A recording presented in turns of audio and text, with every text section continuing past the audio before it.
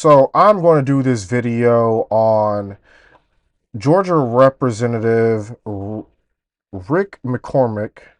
He is out of the 7th district. Let me see where that actually is. That way we actually know. Um,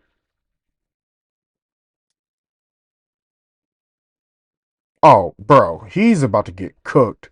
Homie was born in Las Vegas, grew up in Portland, Oregon, so he's not even really a Southerner. So, Oregon State University, National University to get his master's in business, and more. He went to a black college. Um, golly, to get his medical degree or medical doctorate. He won with over 125,000 votes. Um, he's won a couple elections. Um, he had a tough time in 2020. Let me see exactly where Roswell, Georgia is to kind of show y'all. Um, so he's in North Atlanta. 85 kind of runs through here. Um, I drive this. Well, I'm trying to drive through here. This is more or less I-85 coming because I usually drive this all the fucking time. Probably, I don't know, 5 or 6 times a month. So he's right outside Alpharetta. Um, so he is definitely in a very southern part of Georgia. He is not in, you know, he's outside of hot Atlanta, but he's not in Atlanta. This lower down here is usually considered the Atlanta metropolitan area. Anything around the ring, right here. But he got cooked, and I wanted to show y'all a video. Because obviously, it made it to, well, this is the next video that I do want to show y'all that there's a claim that Trump stole the 2020 election, 2024 election from Kamala, but obviously it made it to You talk CNN. about It's got, 328,000 views in 5 hours. It's all over the internet right now, but I wanted to kind of do the long form discussion before they start telling all of their before other political commentators kind of interrupt and um give you the short video. But he does get cooked, and I think that he's going to have huge problems, especially as somebody who has grown up in the South. I don't think he really understands. I mean, he didn't really get to the South until he came to Morehead for his medical degree, so he's not really a Southerner by heart. All this stuff has to be factored in. But yeah. I want to be accessible. I want you guys to express your opinions, but realize that in this room, there's probably about as many opinions as there are people. Realize that in any organization, it doesn't matter if you're in politics or a family or a church, you're not going to find two people that agree on everything. As a matter of fact, if everybody in your church agrees with everything the minister says, you might be in a cult. We're not in a cult. Not as a party. We're not.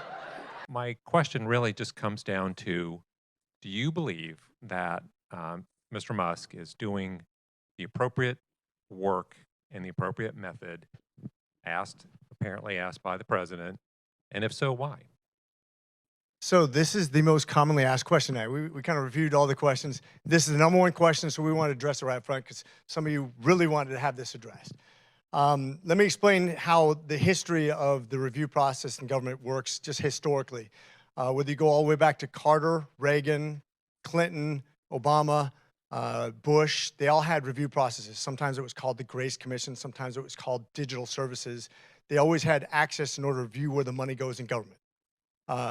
President Trump renamed it the Doge. Mac, come here.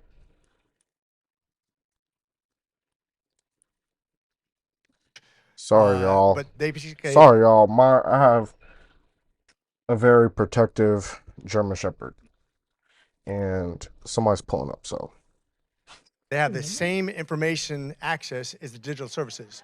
Wait. I'm going to explain something. So for about 1 hour, one person had more access than they were supposed to. He didn't use it. He didn't even know he had it. And then they closed the loop. They're government employees. I would like to be able to finish, if you don't mind, and then you can make your comments. There are government employees that have access to information in order to track where the money's going. There's a lot of people upset about this because they think, oh, these people have access to my personal information. Guess what? The IRS has tons of information on your personal information. This is going to go really slowly if you don't let me finish. You got to let me finish. You got to let me finish. You can disagree with me all you want, but I'm just telling you the way it is. And I get that you don't agree with me and you think I'm not telling the truth. But that's,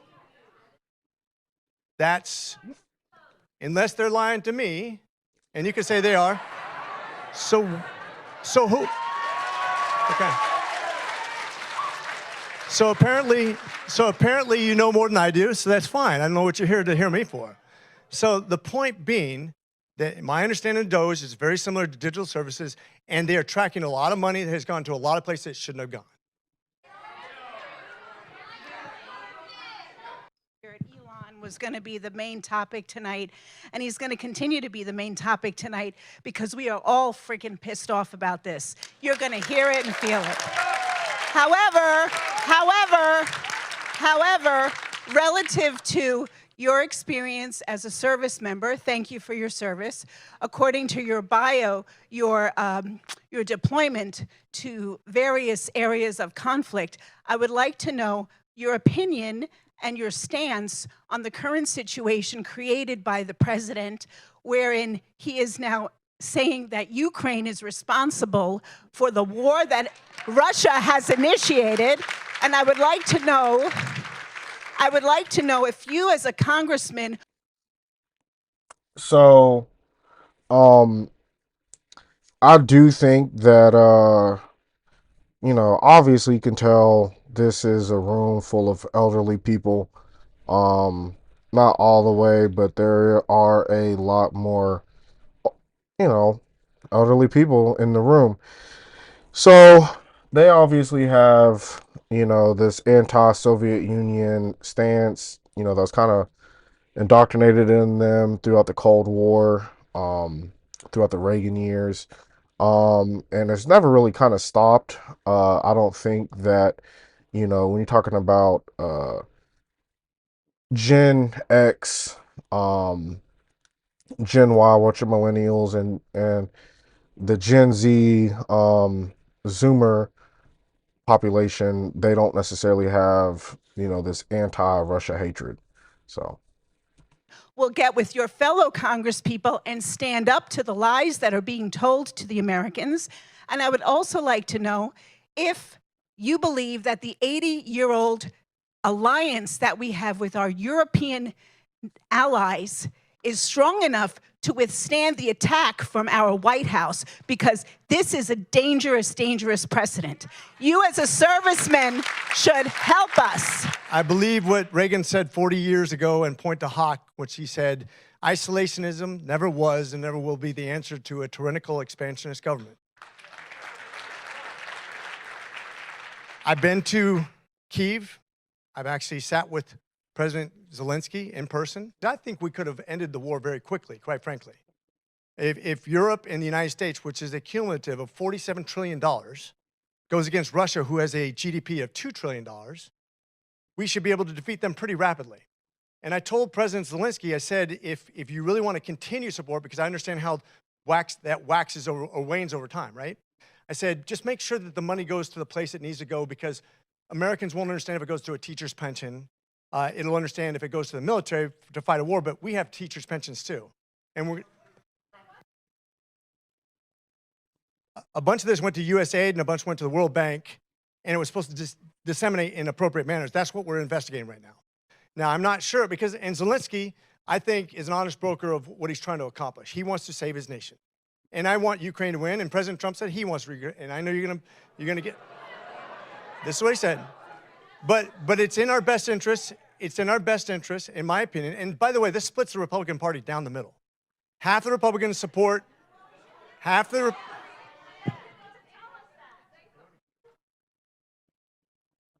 I have repeatedly spoken up on this, repeatedly.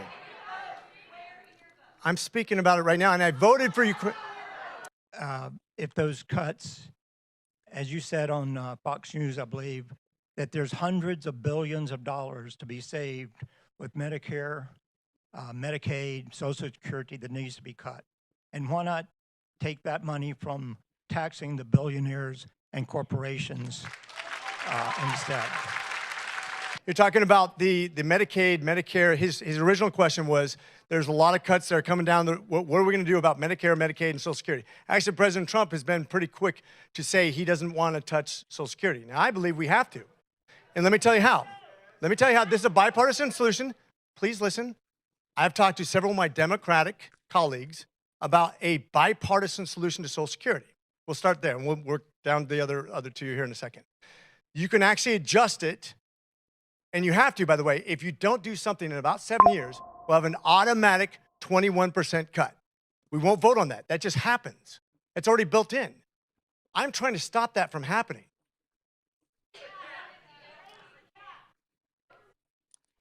Can we talk about a bipartisan solution, please? What are you going to do to make our school system strong? And if we're going to be a red state or a blue state, I don't care, but what are we going to do to make sure our schools stay good, our kids stay healthy?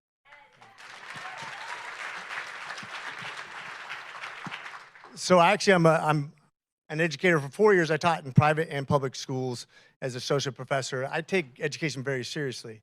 My middle child received IEP, is that what it's called, for the special needs.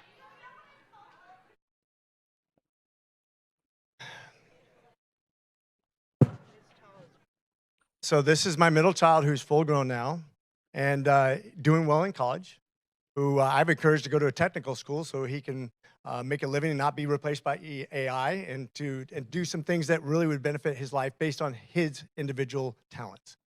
I take education very seriously. I think AI can be transformative. I think we're...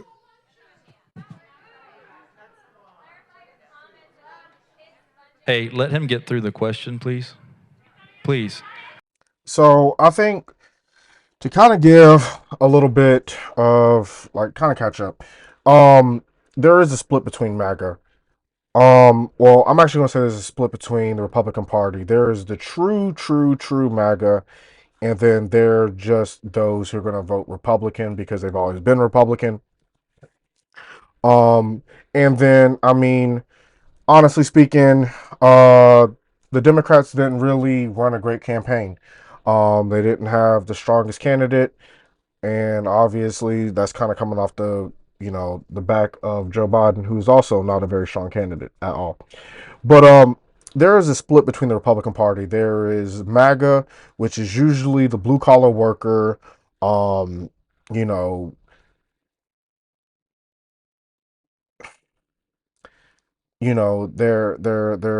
either a truck driver, construction worker.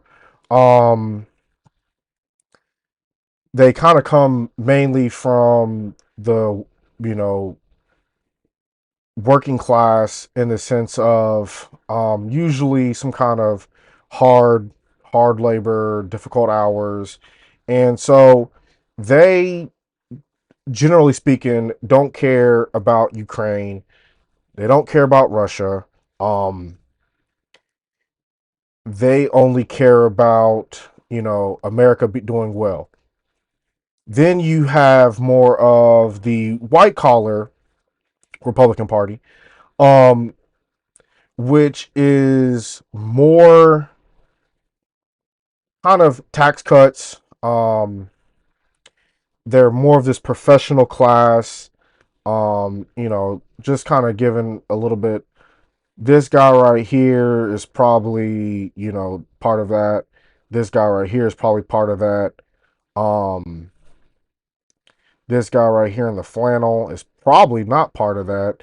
You can usually tell a lot of times, they're clean shaven, they're nicely dressed, and real MAGA isn't. I mean, everything's fucking Carhartt, Ariat, Wrangler. You can probably catch them with a fucking tool in their hand. It's just what it is. So I think homie's gonna get cooked for a lot of reasons.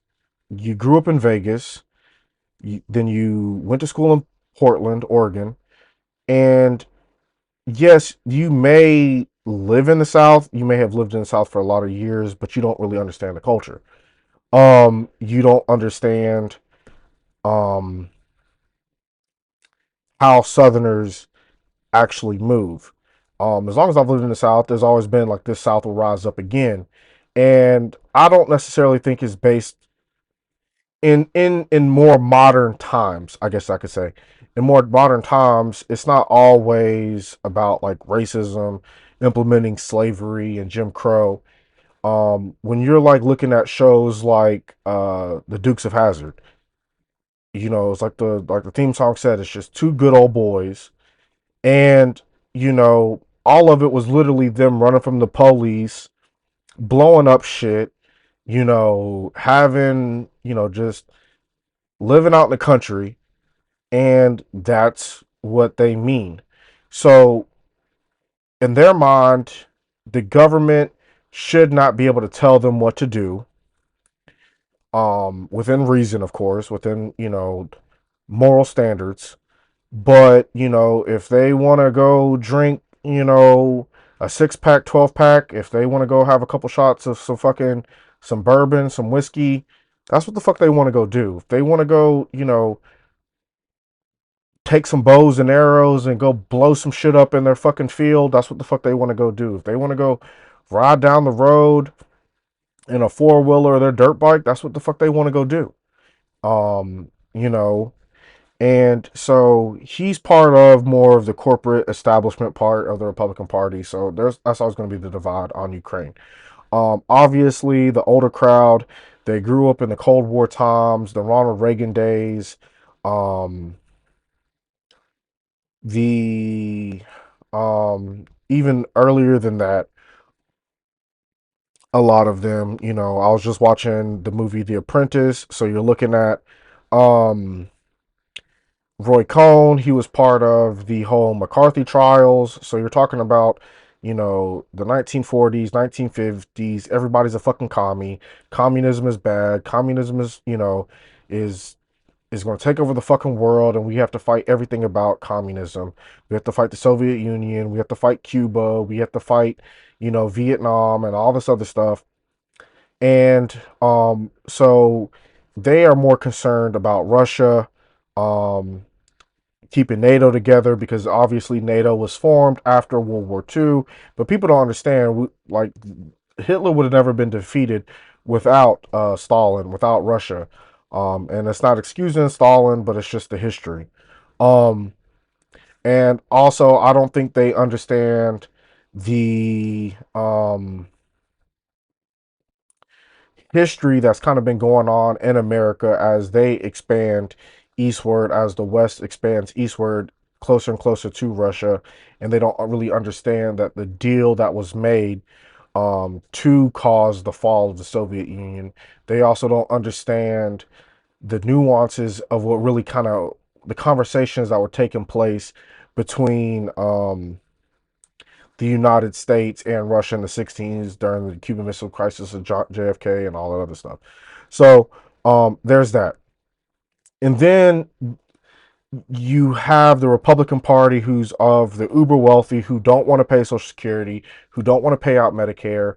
They feel like everything is about personal responsibility and this, that, and the third. And then you have obviously you have a room full of elders and they are very concerned about Medicare. They're very concerned about Social Security. They have worked 30, 40 years. They have put into the system. They've been responsible. They've done what they were supposed to do. And now they're making sure that that they have these cushions that they've worked towards.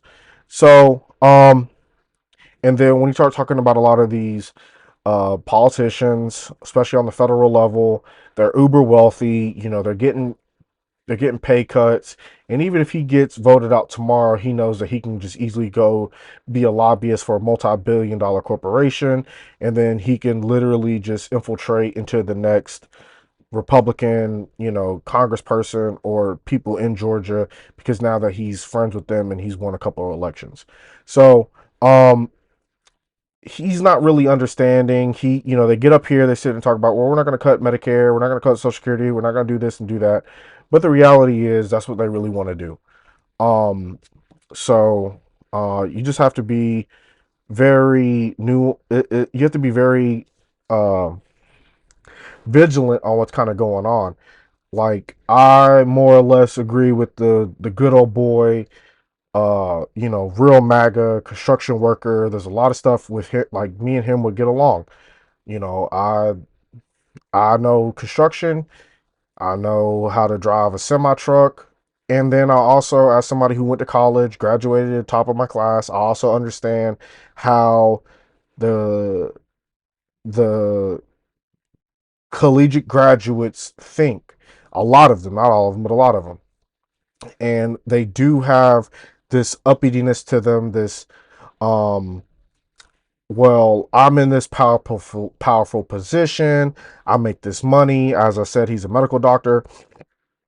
Um then I have this higher ed degree, I have these degrees, I'll look down upon you. So that's why he's sitting here, treating this whole room of like they're fucking, like he's a second grade teacher and he's trying to get a rowdy classroom to turn down. Well, you're also coming up against, MAGA supporters, and they don't give a fuck about decorum. They don't give a fuck about professionalism. They don't give a fuck about your white collar, your order of this and order of that you got going on in the house, and how they don't care about none of that.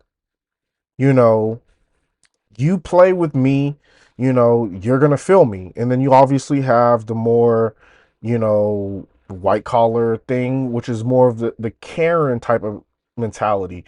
I'm better than you and da da da da. And so I think he's gonna have problems staying reelected. Especially after these videos continue to go viral. If you would let him finish, maybe he will answer the question. Stop interrupting him.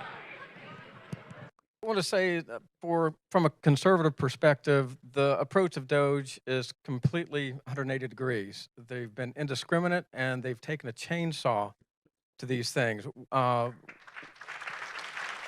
We've seen that with workers from the nuclear workers, the NNSA, our nuclear stockpile, and CDC workers working on the bird flu being fired.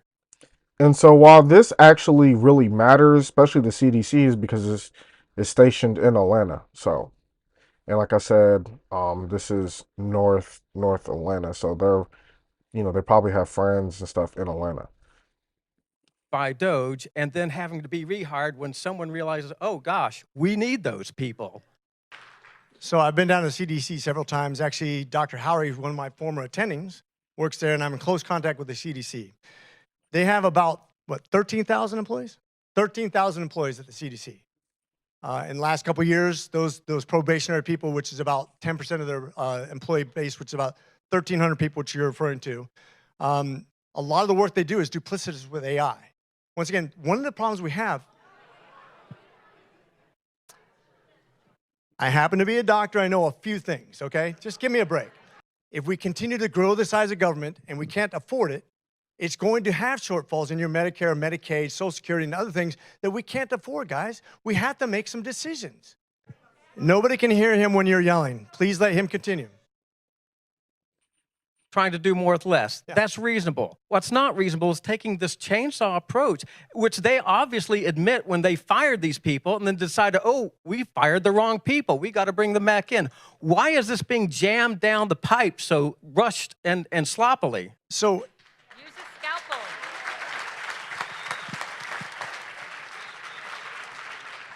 my understanding is when you say you have this many employees that you have to cut, that organization decides who they're going to cut. Now nobody can hear him and nobody can hear you, so please be respectful. My point, though, is the conservative approach is to take this in a slow and methodical way so that you make sure you do it right. And that's not happening. So when it comes to spending, and this is where we will agree, or hopefully, maybe we don't agree, but when we talk about presidential powers, now I've always been a big person that believes that the president should never do anything that affects monetary, basically taxation or anything that has an impact, economic impact over 100 million. There's actually a REINS Act that doesn't matter if you're a Democrat or Republican, executive orders are limited because I think that's fair. I think it should be in balance, right? And you can say, oh, I don't like it when Trump does this and I don't like it when Biden does this. I personally think we have to go more slow. But I'm not the president, and this is going to be litigated, and it's going to play itself out in public opinion. But this is also a reaction to growing the government rapidly, just like it's shrinking rapidly. Maybe not to the same extreme, but this is a reaction to something that's happened by expanding the government rapidly. I'm a direct descendant of Susanna Henry Madison, one of Patrick Henry's younger sisters, and a cousin by marriage of James Madison. Oh. Do you know who Patrick Henry was and James Madison, sir? Ah! Founding fathers, I'm bitch. so glad to hear that. While arguing the need for the American Revolution, Patrick Henry said, "A king is a tyrant. If a wrong step is made now, the republic will be lost forever and tyranny will rise." I believe you know the rest of his speech. Something about, "Give me liberty." Woo! Give me liberty or give me death. Patrick Henry, dog. Oh man, so this is what I'm talking about with the South. You can't be over here playing with the South. They don't give we don't give a fuck about professionalism, decorum. Like what she's pretty much saying is, y'all keep playing. This will be 1776, 2025, 2026 if you keep playing. So that's exactly what she's pretty much saying. And this nigga over here smirking and shit. And then this dumb, goofy ass nigga right here, like, bruh. She's pretty much giving you a forewarning, a foreshadowing of what could really pop off if you keep playing. But, you know, this nigga got a fucking smirk on his face. And this nigga, I don't even know where they fucking... I don't even know what planet they grab this nigga from. It's clear from all the writings of our founding fathers that our great republic was never meant to be ruled by a dictator nor a king.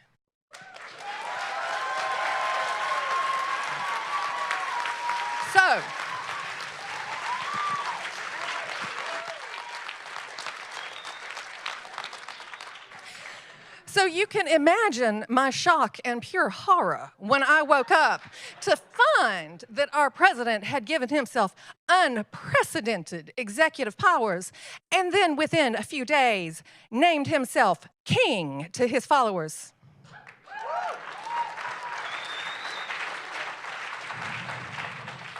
Tyranny. Yeah, Tyranny. Virginia, do you have a question for the Congressman? I do. Okay. I do. Thank you. Tyranny Bruh. is rising in. Bruh, y'all playing with this woman, dog. She is the revolution, bro. She just pretty much told you, like, I'm descendant of them niggas. Of them boys. And he over here smiling and shit. Like, he got, like, bruh. In the White House, and a man has declared himself our king. So I would like to know, rather, the people would like to know what you, congressmen, and your fellow congressmen are going to do to rein in the megalomaniac in the White House.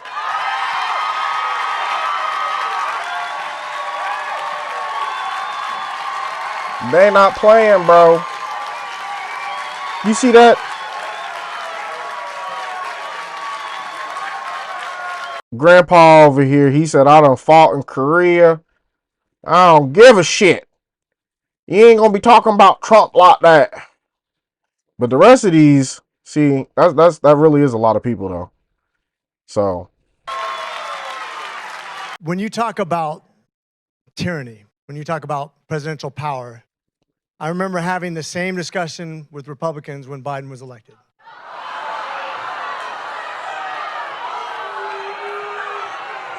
The funny thing is, you're sitting here and a lot of you would probably say those January 6s who are yelling just as loud as you, who are upset just like you, and not listening. Hey, let's restore some order. Not Let's listening. restore some order. Hey, let's restore some order. So Stop yelling screaming at out. me is not going to get any answer, okay? Hey, Like I said, we're not going to yell. point of order. We're Hey, not gonna- let's get through this. Congressman, hey. Yeah. I've seen Game of Thrones too. Thank you. Let's go ahead and move on because if you're not going to listen, to the answer, we might as well not discuss it, right? Do you want to hear? So he's pretty much talking to them. He's not even directly answering most of the questions. This is like this thing where we're gonna shift it on Biden, we're gonna shift it on Trump, we're gonna shift it on Biden, shift it on Trump, and it's just literally just this back and forth, and people are tired of hearing this shit. And so obviously, they're talking down upon these people like he's a fucking grade school teacher, or if he's still in fucking, I guess he thinks he's still a fucking adjunct professor or some shit at some fucking college somewhere, and that he could just sit here and talk to these people any kind of way. And then this fucking dumbass right here, he's probably gonna get egged the first chance he fucking gets during the fucking revolution if they don't fucking tar and feather this nigga. So, this is what I'm kind of getting at with like a lot of the Republicans and the Republican Party, as far as politicians. A lot of these motherfuckers are just some uppity ass motherfucking suburban, fucking middle, upper middle class, upper high class. They ended up going to some fucking college somewhere, getting a medical degree or getting a fucking Juris Doctorate somewhere. They think that they're better than you because you're fucking part of the working class. You could never understand. Only they are able to figure out these complex fucking puzzles of politics and of law and this, that, and the third, and like you're just some fucking dumb fucking hillbilly, and that's how they think. Or you just some dumb nigger because you're fucking black, or you're just some fucking dumb fucking spick because you're fucking Latino. And so this is how these motherfuckers think. And so I think that if he doesn't really get his shit together, and if Trump does fuck some shit up, I mean, he may be losing an election. As y'all can see, he had a very tight election in 2020. Uh,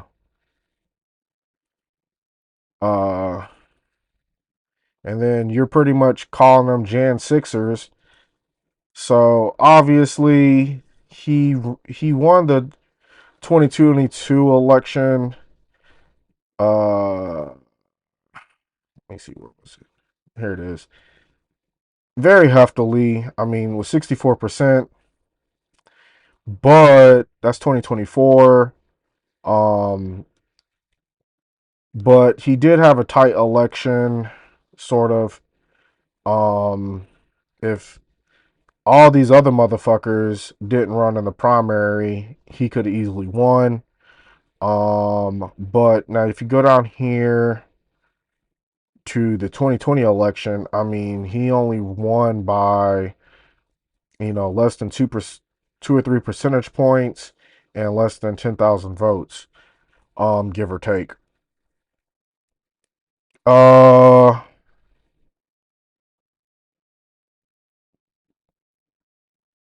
so,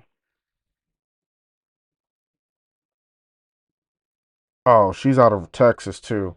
So, we're going to continue with the video, but I really want to see what the seventh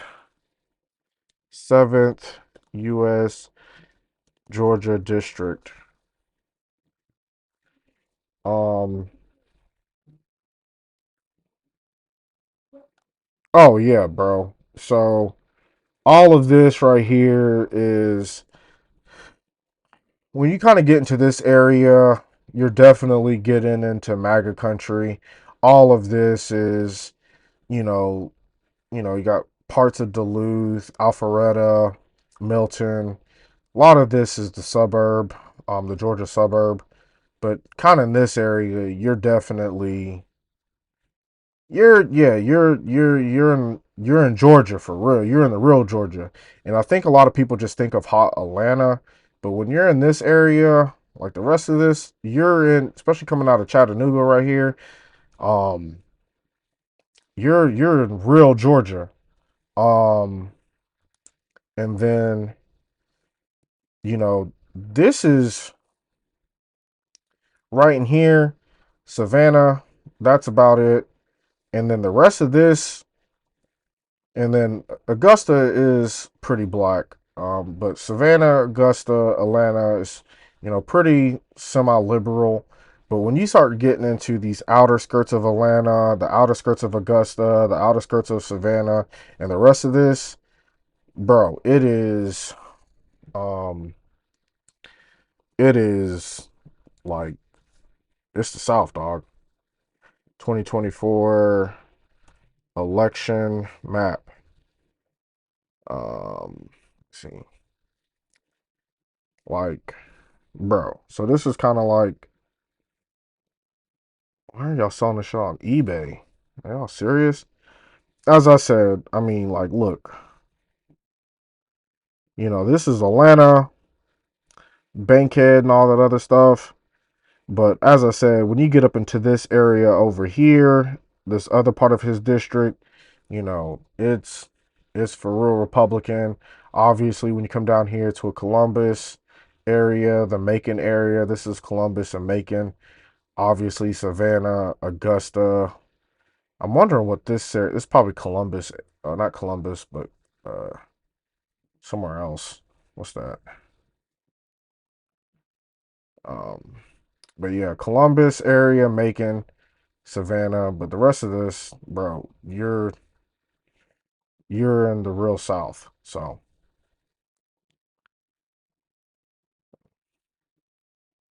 The answer? If you'd stop yelling, I will answer. Otherwise, we'll move on. If you would stop talking for a second, I will answer your question. Okay? So if you listen to what we've projected, and this goes both parties, by the way. This is a bipartisan problem. REINS Act, the REINS Act, which reins in executive power for both parties, whoever's in party power, and I think it could be tweaked actually to be much better. I don't think executive privilege should be as strong as it is. I think we're out of balance right now. I think your direct representation, whether you like me or not, I'm the closest thing you have to a representative. Your senator's not going to be as representative as me, and the president's not going to be as representative as me when it comes to you, the people in this district. Likewise, I think state government needs to be more powerful than federal government. It used to be that federal funds only made up 1/3 of the money spent, and states was 2/3. It's more representative of your money and your money spent. That's better. Always push government down to the local level because you'll get better representation. I don't want to see the president make all the decisions. I don't. I answered it directly. I said I don't want to see any president be too powerful. We're going to move on to the next question, sir. If we're not going to have a conversation, go ahead and move to the next question. If you're yelling, that means you're part of the problem, okay? Ben Pearson from Alpharetta, which I don't think you're here, or maybe you're in the overflow room, Ben. But his question for you, sir, is do you support RFK Jr.? If so, please explain how supporting him aligns with the Hippocratic oath you took. So just like every bureaucrat and just like every politician, I have differences of opinion with him. I do. On January 9th, 2025, you joined as a sponsor of H.R. 22 SAVE Act. This means that me and 69 million women like me who have taken their spouse's last name will not be eligible to vote. I want you to look me in the eye and tell me why you are trying to take away my right to vote.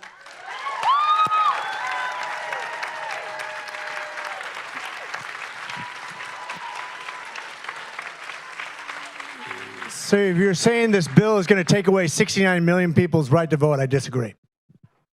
Every single news outlet, Fox, CNN, every news outlet that is reporting on this are saying that it is going to make it incredibly difficult for any woman who has a married last name to vote. It is a voter suppression law that you signed on as a sponsor of, and I want to know why you're scared for me to vote.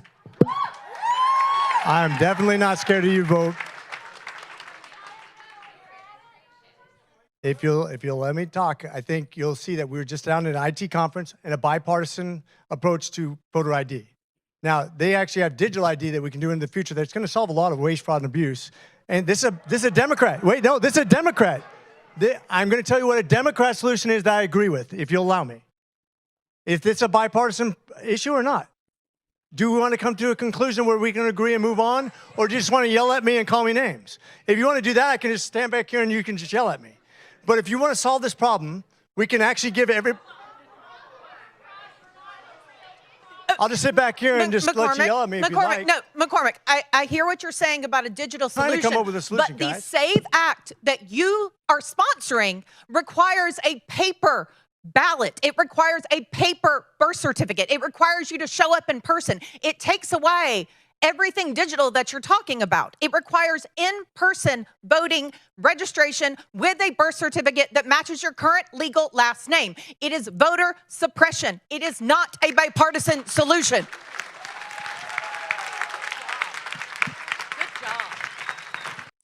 I haven't looked at this act, but if you got to bring your fucking birth certificate to go vote, that's fucking crazy. I've always voted in person, usually the day of.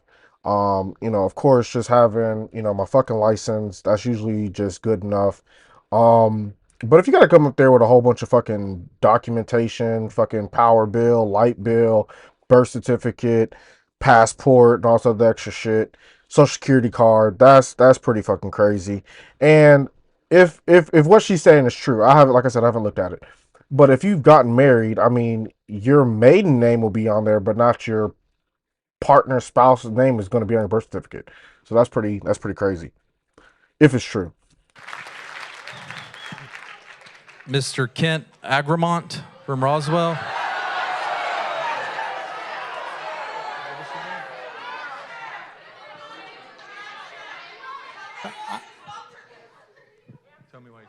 So I'm happy to review what it says, but because I disagree with you, I don't think it says that.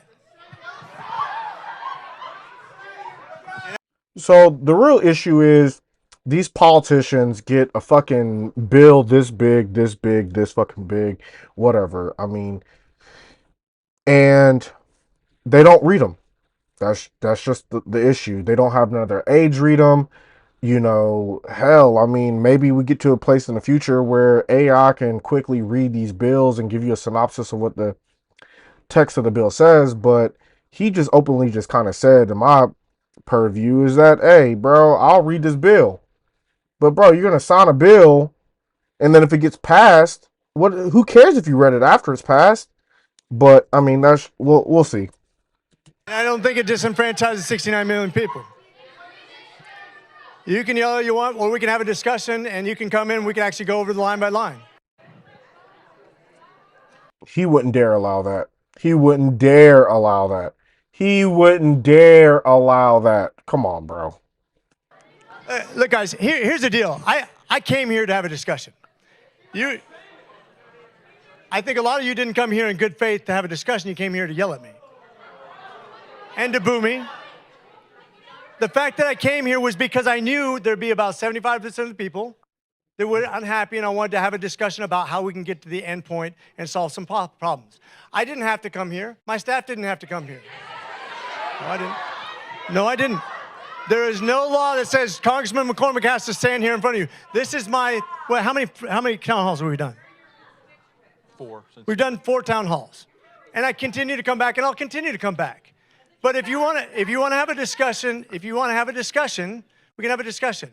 But this is about solving problems, not about just yelling at each other. Because once again, we don't convince each other by yelling. We convince each other by sitting down and figuring out how we solve a problem. That's it. But the real issue is, as somebody who's been to town hall meetings, especially on a local level, a lot of these politicians don't want to be challenged. They don't want to be asked serious questions, and then when you do ask them a serious question, they have these ways, this lingo, or these ways of deflecting the question, or pushing the blame onto somebody else, or X, Y, and Z. And so, if the more politically active that you do become, which I advise everybody who watches this to become more politically active, make sure that you do put pressure on your Democratic, Independent, Republican uh, politician on a local and a national level. Obviously, write and call, but a lot of them don't feel like they have to. You'll see what I'm saying, but a lot of them don't feel that they have to represent you, and a lot of them damn sure don't feel like they have to show up to a town hall and represent you. So that's why I think that one lady that was talking about Patrick Henry, give me liberty, give me death. um I think that if these politicians don't get their shit together, it's going to result in not a civil war, but a revolutionary war. And as you can tell in the video, a lot of them wanted to raise taxes on the uber wealthy. They don't want to hear about tax cuts. They, of course, like the middle class wants tax cuts on them. The working class wants tax cuts for them. But they don't want to hear that somebody like Donald Trump is only paying $750 or whatever the fuck he paid a couple years ago when they finally released his tax returns. So, yeah, I think that the left wing populists, the right wing populists, the left wing and right wing working class should definitely start to work together and understand that none of these politicians really give a fuck about you. Some of them may have good policies or good ideologies or good this, that, and the third, but they don't really represent you and they really don't give a shit. They're only here to get rich. So, but y'all be safe. Y'all be good. Peace.